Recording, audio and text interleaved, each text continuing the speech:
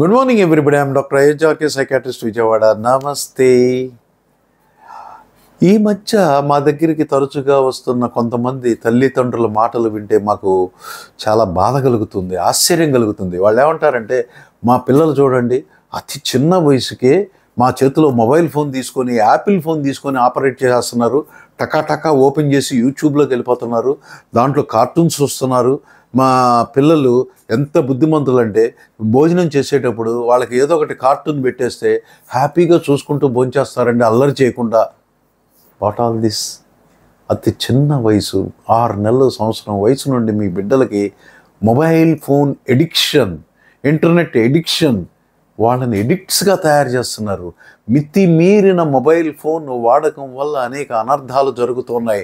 చిన్న పిల్లల నుండి రేపో మాపో చనిపోయే ఆ వయోవృద్ధుల వరకు ఈ రోజున ప్రపంచం సప్తమహావ్యసనాలు అంటే తాగుడు, జోదం, వ్యభిచారం, అవి ఇవి అని రకరకాల సప్తమహావ్యసనాలు, 7 మహావ్యసనాలని దాటిన అష్ట మహావ్యసనం ఈ డిజిటల్ ఎడిక్షన్.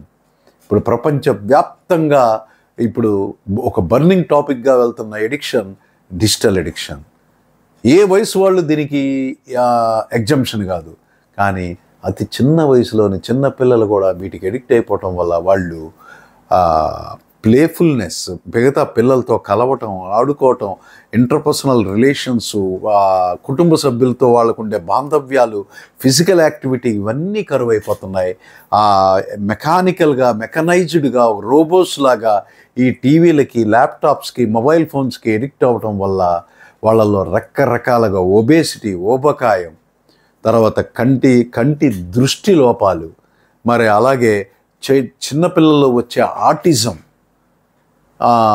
అలా అనేక రకాల మానసిక, శారీరక సమస్యలు, జబ్బులు వీళ్ళు వాటి బారిన పడుతున్నారంటే చాలామంది నమ్మలేకపోతున్నారు. కానీ ఇవి నిజాలు.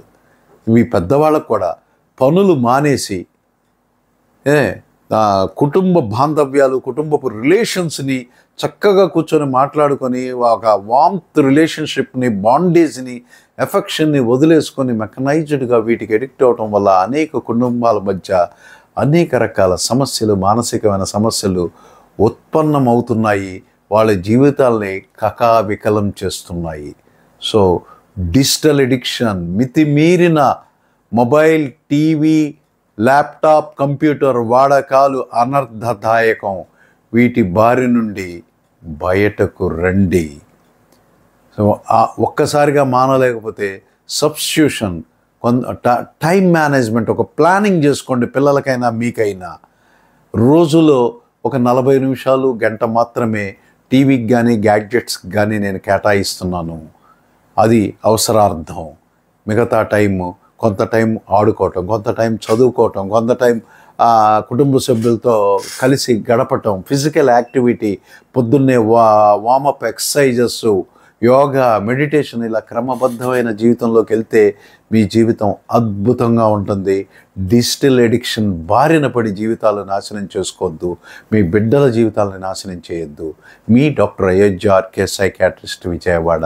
నమస్తే.